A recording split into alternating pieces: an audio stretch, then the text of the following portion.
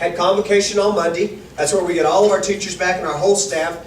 550 of us all come into the auditorium to kick off, and I try to say good, smart things, and I try to get the people riled up and let's go off and have a good year. And we talked about momentum, and we talked about some changes going on. So that evening, I went to the volleyball game. My daughter is a freshman, by the way. My youngest daughter is a freshman, my oldest daughter is a junior. And one of our teachers was there that I know quite well. And so she was sitting in front of us, and she said, turned around and she said, hey, I just wanted to say a little something about, I noticed at convocation, and I'm getting all proud, and I said, yes. Was it my motivating speech?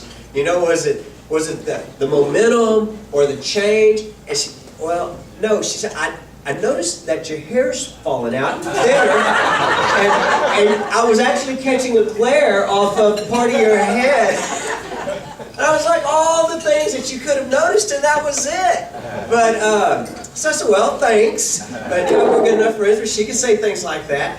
So, you know, I was like, so I had to get in my truck. By the way, we won the volleyball game.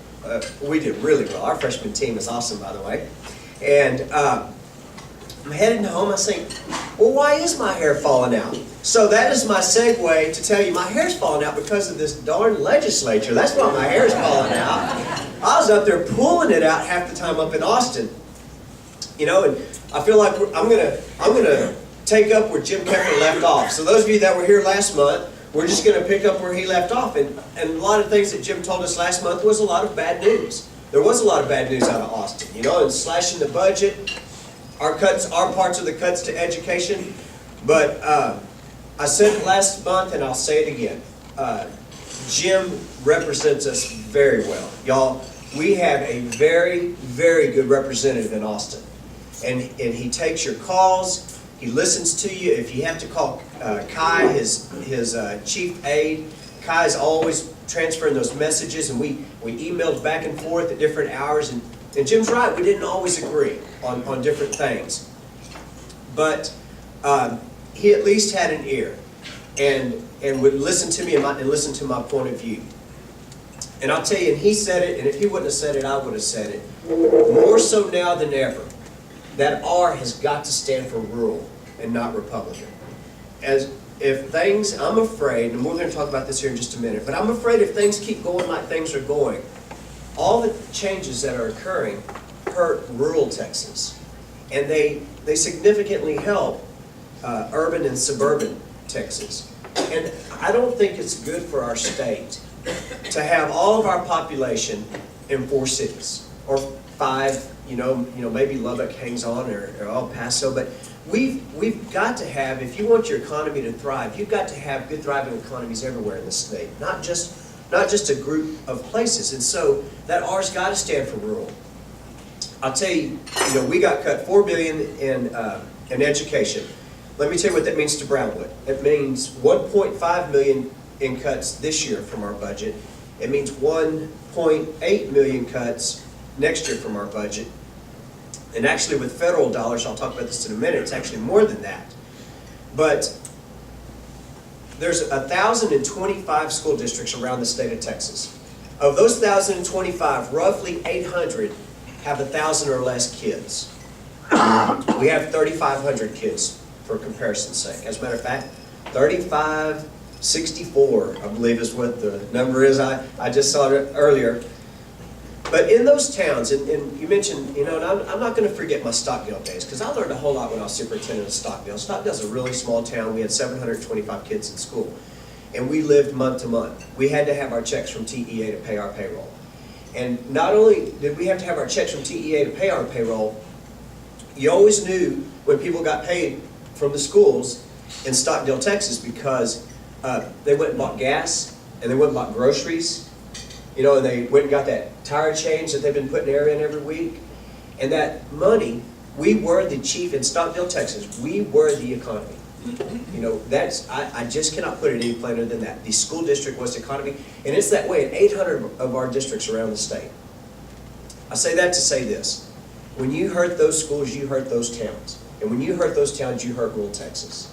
Because they're small towns, and that's what keeps them going. That's what keeps all of our rural towns going. So it is going to hurt. Now, there was some good legislation, and again, Jim helped us champion. I want to talk about two pieces of legislation that he helped us champion. And I really think these two pieces are going to help education immensely.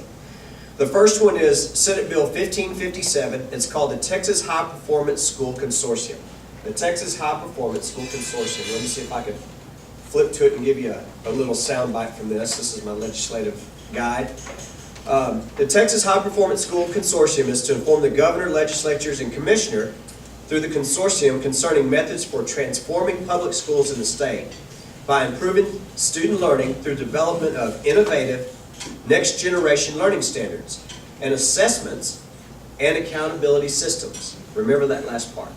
There will be a focus on digital learning, which we do quite well in Brownwood, high-priority learning standards, local control to involve parents in important decisions, and multiple assessments of learning that can inform parents, students, and educators on an ongoing basis. So I say all that to say this. The commissioner takes applications. This all starts real soon. He gets to pick 20 school districts from around the state of Texas, and those 20 school districts get to break all the rules. Yeah, take all the rules, and he gets to waive the rules, and you get to try to come up with a better way to educate our kids. So, let's go back to this testing and assessments that, we're just about sick of.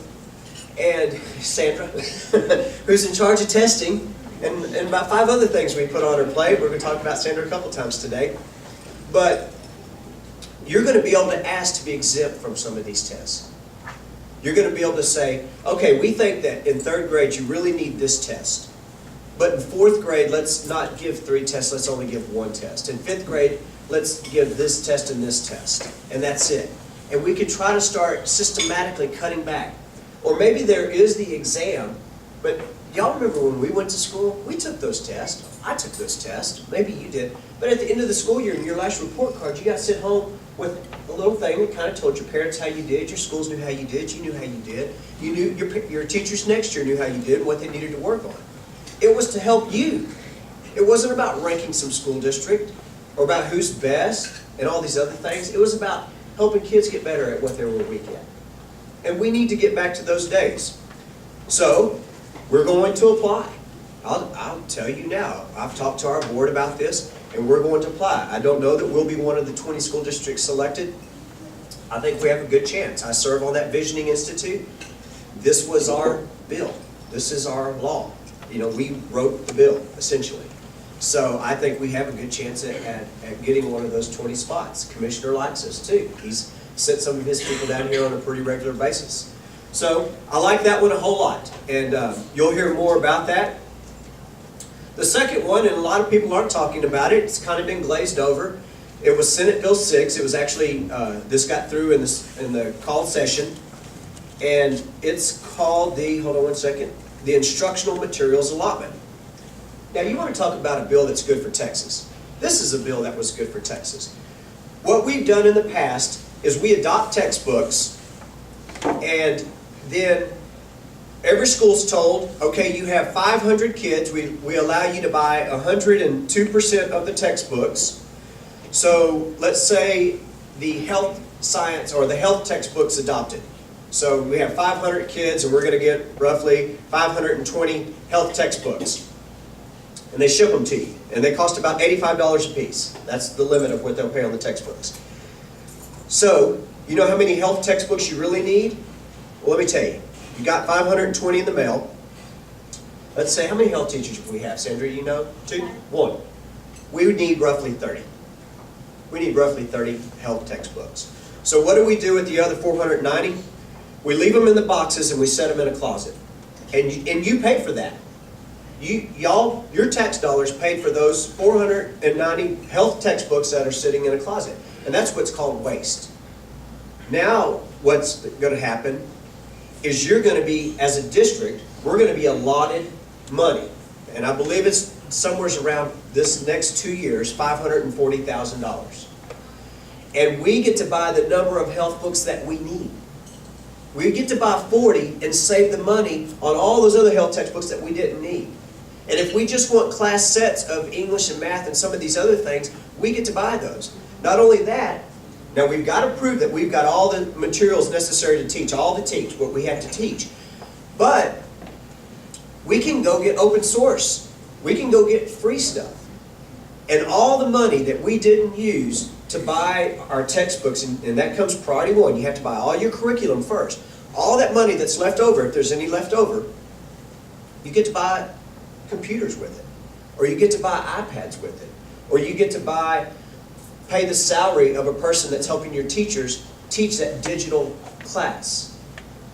So now I can put that money to use. And guess what? The state saved all kinds of money. They put less money in this bill than they typically spend on textbooks. But as a district, it helps me too. So it's a win, even though at the end they cut out like $270 million and it's a little thin this year. In the next buy-in, it'll be full and it'll be tremendously helpful. And so that's a great bill. Here's a bill that's going to save taxpayers dollars. It's going to give us more local control and more local flexibility, but yet is a win for everybody. Those are the kind of bills we need to continue to look for. Now, you know, I tell you the worst part about the legislative session, and I've told Representative Keffer there, is I think that a very bad tone was set that could hurt education for many years to come. And I'm sad I have to say some of these things I'm fixing to say. But I think legislators do have to watch what they say. You know, I think we hurt ourselves the other day in Washington when we start posturing about we're not going to extend the debt ceiling. And I don't care what side you fall on of that. Don't extend it, do extend it. We had to pay our bills too. And so it was, inevitably, everybody could have told you it was going to be extended. We have to pay our bills. But the posturing alone is hurting our economy. Well, I'm telling you, the posturing in Austin hurt education. Because I've seen a lot of my co-superintendents, and by the way, there's a lot of them when I go to these meetings that are 55 and 60 years old. Well, what's so special about 55? Typically, by the time you get to the age of 53 or 55, you can retire. You've got your 30 years in, and you can retire. A lot of times, you'll see good superintendents continue. Not any longer. You know, they're just tired of the rhetoric. They're tired of being cut. They're tired of the tone, and you're seeing these people say, enough's enough. I wish I could stay in, but I'm leaving. And I think that hurt. I think the tone in Austin hurt that. I've seen principals. I had a friend call me from Round Rock. He said, Reece, I can't tell you how many principals we lost in Round Rock because they're just tired. You know, they fought the battle so hard. They can't retire, so they're moving in retirement. And it goes down the line. We're seeing teachers the same way. But the question I ask you, you know, teachers got their, possibly could have been furloughed days, had their pay cut, actually gone backwards. And a lot of districts did that. We're proud in Brownwood. We gave our whole staff got their raises. And we made it a priority and our board did it. And we're going to talk about budget here in just a minute. But when you do these things and you start seeing, when you cut their pay and you use furlough days and you set this tone, you would get to a point when you would ask yourself, just as my daughters are going to college, would I even recommend education as a profession, you know, to your own kids? And it's sad that we even have to say that. But that's the tone and the demeanor that gets set sometimes, and it hurts us for decades to come. So I think we have to be careful how we say some things. Like, when they were talking about the furlough days for the teachers, a representative said, I want to put an amendment in there. If any teacher pay gets stopped or cut, the school board can automatically terminate their superintendent or move immediately into renegotiating the contract. That's just mean. That's not going to help anything. That's just being despiteful. Here's another one. When they cut TEA, Texas Education Agency, by 1/3, tremendous cuts down there. Somebody said, you're cutting them too deep. And one of the guys on the floor said, I don't care if we leave one guy on a phone down in that agency. Oh, you would care. You would care because they do a lot of good work. And we are blessed. We actually have a very good commissioner. I used to not like him, but now I do. You know, he never went through schools. He was never a superintendent, a teacher, a nothing. He's a lawyer.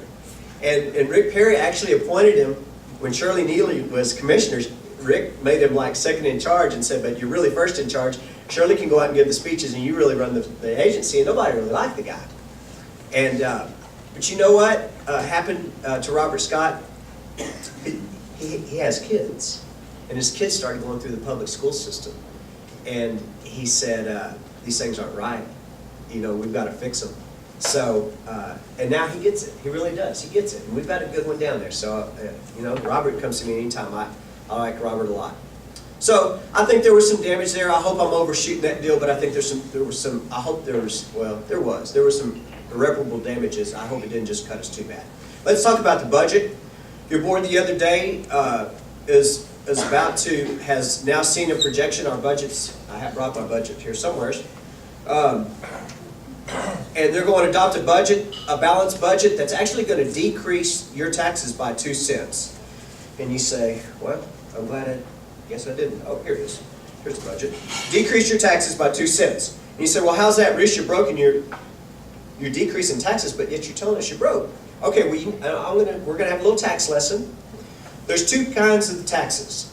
And there's Mo, here's Mo over here, and there's Izzy.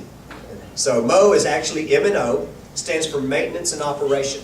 That's the dollars that we use to make the schools go round. And our tax rate on the M&O side is $1.04. That remains the same. That's how we pay our teachers, that's how we pay our light bills, that's how the buses go down the road, everything you see in M&O. Then there's INS. Interest and sinking is what that stands for, which I don't, somebody can explain to me later what interest and sinking is. I get the interest part, I don't know what the sinking. I don't know. Gene, help me out later on with that. Yeah. So this is all about debt. And what happens is determined upon our our evaluations, our appraisals, whatever that appraisal value is, then you set the tax to pay your debt. And sometimes, 2 years ago, the tax actually went up 4 cents, but it's just to pay the debt. And by law, you have to pay that debt. But sometimes when valuations go up, you can actually lower your tax rate. Well, that's what happened on the INS side. Our values went up, and so our tax rate to pay our debt is going to come down 2 cents.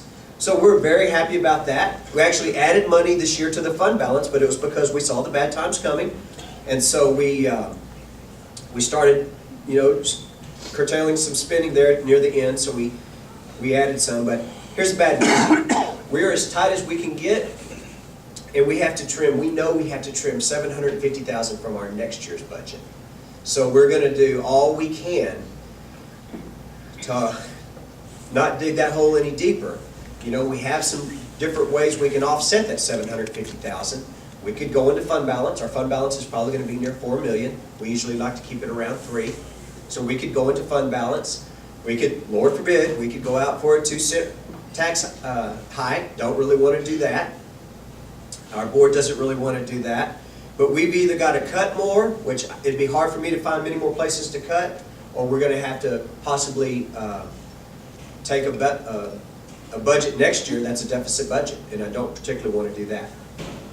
So, real quick, I did want to share some. Well, let me go back. There's one last thing I want to say about legislation, budget, and all this money stuff.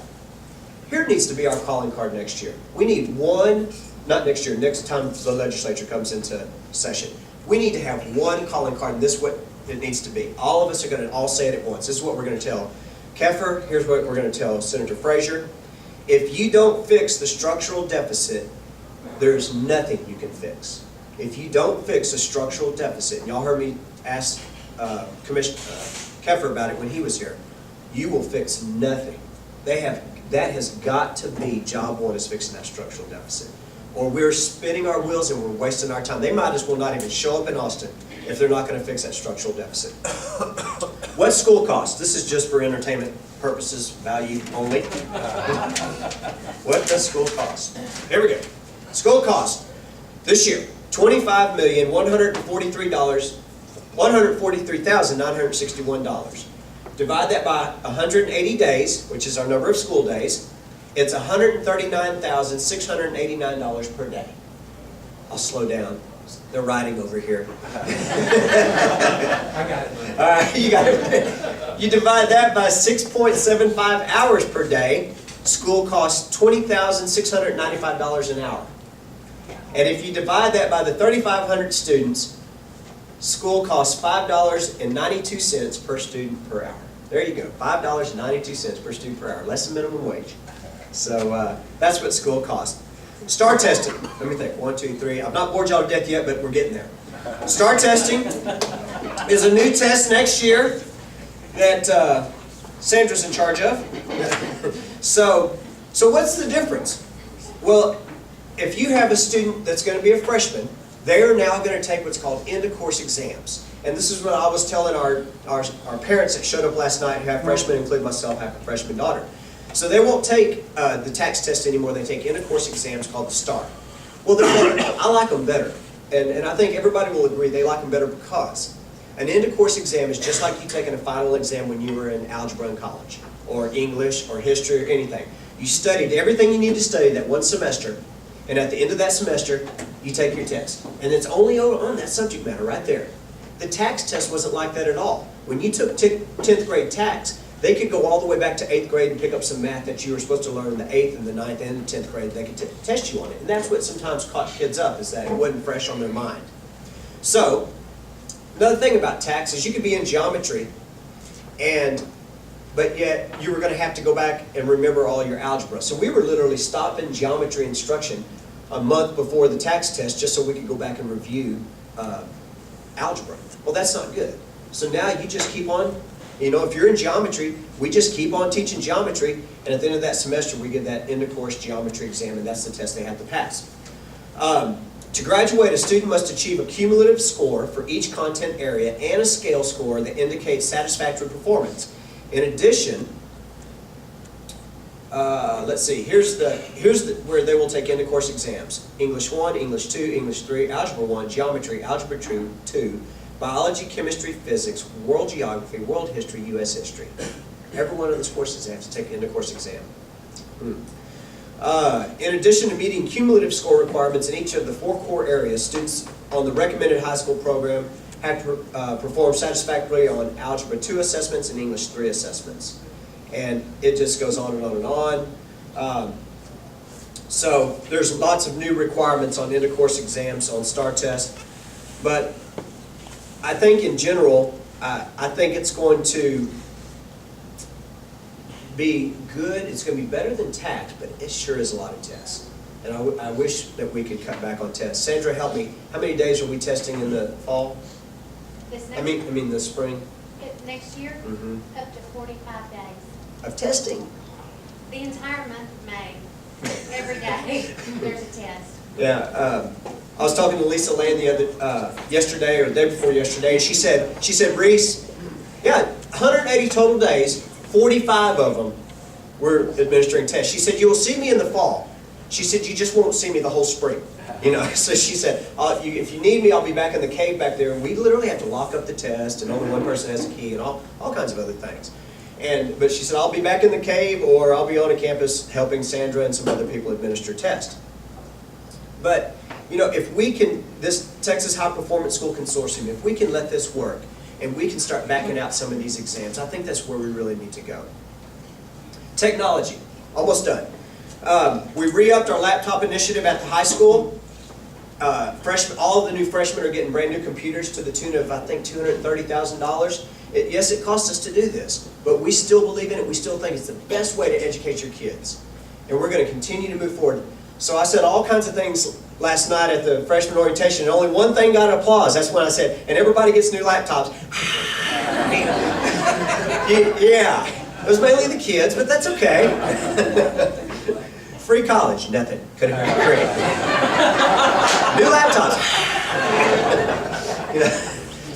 So you know where that stands. We're excited about that. The instructional materials allotment could help us pay everybody, start paying the part. Here's what I think about technology. If we're ever going to sustain this, the day has to come where the parent pays a little bit, which they do right now. The state pays a little bit, which we can use out of our instructional materials allotment that I told you all about. And then the school pays a little, the biggest chunk. So let's say next year if we move to iPads. let's let the school district pick up about 300 of that. Let's let the instructional materials allotment pick up about 150 of that, and then let's let the parents pick up 150 of that. That's something I can sustain. And when I say 150, I might be talking about 4 years. You pay me $30 or $40 a year for 4 years. Something like that. That's doable. $30 or $40 a year for, what if I told you it's 40 a year, and I said, by the way, can you bring me 20? Then can you bring me 20 later on? You'd be surprised. The first year we charged $50 deposit on our computers at the high school. Man, I caught it. The next year, they were lined up and didn't say a word. Because $50 is a deal to use, have a laptop to use for 10 months. It's a deal. So we've never heard a word. So what if I can take that down a little bit, and then I don't even ask questions. We don't take them back up anymore. If we move to iPads, we don't even take them up. When you graduate, that day you walk across that stage, you can carry your iPad and your diploma, and just keep walking. You're done. It's just yours. I don't even want to talk about it. What's neat about that instructional material law, that they told us we could do that. They built it into the law, and Careful was right. I mean, I helped on the bill. I've been on that legislative committee now for 4 years, but they told us you can sell these devices when you think they're out of date. You can sell them, and you can whatever you want to do with it. You sell them and let them go. So that's a big part of that, and we appreciate it. Representative Keffer helping us on that. Good news. So we re-upped the freshman computers. It was 95% chance. Now it's 100% chance. If you had a senior last year, we are selling. We get to sell. We finally got our clearance from Apple, and we get to sell 100 of those computers. So if you had a kid, I believe we're going to sell them for $300. Tell them to come back and pick up their computers. We sent them away. We got them clean. We got them fixed. Put a little shine on them, and they're back. And so come back, pick up your clean, fixed computer is what I would tell seniors now. And we'll be running something in the paper to tell them about that. Now, the last thing I want to tell you, because I'm going to do my best to get you out here even before 1 o'clock. It's Friday. So, we have a billboard up, and I don't know if many people are seeing it because the location's not the greatest, but we're fixing to move it right on Main, and everybody's going to see it. So I want to talk about it a little bit. We actually have another billboard going up with Texas Bank. So, Greg, appreciate your help on that deal. You'll see it too, because it's going to be on the overpass. Woo, they're already working on it. So we're rolling on that deal. But let me tell you about this billboard that's up, and we're going to move it. Last year in Brownwood, at Brownwood High School, and Sandra Richardson gets 95% of the credit on this, and I'll take 3. We'll give Andy 1, and maybe we'll give Bill 1% of the credit. Bill's a principal. So, but Sandra gets the majority of the credit on this. She works her tail off on this stuff. We had students receive 1,193 college credit hours last year. 126 students received college credit hours through our dual credit program last year. The majority of that, 97 students at Howard Payne University, some at TSTC, some at Ranger. Over 1,000 hours at Howard Payne University. We have an award that we give at graduation, or recognition. It's not an award, but it's recognition. If you get 30 hours before you graduate, we put a special cord on you. We call you Lone Star Scholar, Lone Star Graduate, Brownwood Lone Star Graduate, something like that. And by the way, Early also acknowledged that they will do the same award, and Bangs is as well. So we're all shooting towards 30 hours, which I think is a great goal. So let me give you some personal notes, because the Blincoe household is partaking as well. So I have a daughter. I told y'all she's a junior, so we're really diving into the dual credits. So we signed up for 5 classes. That's a lot. She's going to be taking 15 hours on top of her high school work. So we went to the meeting at Howard Payne. It's a lot. She's smart. She got that from her mom. So, you weren't supposed to agree or laugh. So, if you don't go to the orientation, it's $250. If you go to the orientation, it's $100 per class. So, I send the wife to the orientation. That was smart on my part. But she takes a check out of my checkbook. Smart on her part. And so she goes and writes $500 check. And you go, wow, $500, 5 classes. So I looked it up. So I said, if I would have taken those, if little Shelby would have taken those 15 hours at University of Texas Austin, where she'd like to go, we hope she can get there, what would it have cost me? The tuition alone, just the tuition, would have been $7,500. Now, her lodging would have been another $8,000. So she gets to stay home with me, and I think I can count both of those. So those 15 hours at the University of Texas would have been $15,500, and I paid $500. So you tell me which one you want to pay. Do you want to pay the $15,500 or the $5,000? Y'all, we can save parents in this community tens of thousands. This is the first semester, and it just saved me $15,000.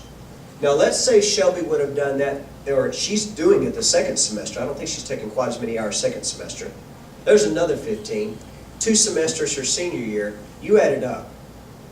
It could be well over $50,000 per student savings before you go to college. And think about these kids that could go, and 30 is a good goal. And we're not going to just cram it down their throats, but you think about the money you can save, and now the kid gets there, and they've got the courses behind them that are usually the gotcha courses. You know, college algebra is a gotcha course. Chemistry 1 and 2 is a gotcha course, and we're working on chemistry through Ranger next year. Some of these English classes, 1301, 1302, you know, they really try to get you on some of these things. We're going to have kids showing up. Their freshman year's done, they're sophomores. So the sign says something, the advertisement says something like this. We saved parents in our community last year $556,000. That number's low. I just counted the tuition. If I'd have counted the tuition and the board, it'd have been millions of dollars. I didn't know if y'all would buy it. I thought y'all would call Blincoe's full of crap again.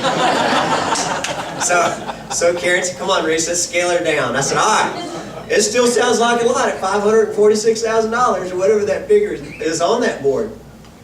So it's more. It's more. And it's a deal. So when we talked to our freshmen last night, we said, parents, start getting ready for it now. Make your kids start thinking about this now. They do need to start thinking about their future right now. They need to start thinking about where they're going to go, what they're going to do. So we're going to look at putting a class in at the sophomore level, just one. We're going to let the kids take one class on campus sophomore level. And then slowly we're going to transition them. A few more classes junior year, a few more classes senior year. Another thing this does, this is my biggest thing about our dual credit program. They take it on Howard Payne University campus. So now I'm letting them get that campus feel, but I'm still there to catch them if they trip. But I want them to feel that campus. I want to know it's time to grow up. That yes, college is harder, and that yes, you have to study. It's tough. So we're still there to catch them. And Sandra and all the counselors, we monitor the grades, don't we? And if they start getting behind, we call them in. You know, first we just like break an arm. It's not, or it's finger and then an arm, and then, you know, and then we take them out of class. And no, we don't break the arm they're right with. That's silly. We break the arm. See the other one? Come on, give me a break. But so no, we're very, very proud of our dual credit program. We're proud of a lot of things that we're doing. The career programs, we work with 3M, all of our industry. We've got some of the best career programs going right now. But I need to say thanks to a lot of y'all, and I'll wrap this thing up. As money gets tight, sometimes you're going to see us asking for a little bit more. You know, Big Country Ford helps us a bunch on our chest, and a lot of others. Texas Bank, every time we do these billboards and y'all sponsor these things, and 3M just bought us a new robotics lab in our middle school, in our career program, and we're certainly appreciative of that. But these things help, y'all. They do. And unfortunately, I'm sorry we have to be out there panhandling, but that's about where we're at. We have to try to make this money up somehow, somewhere.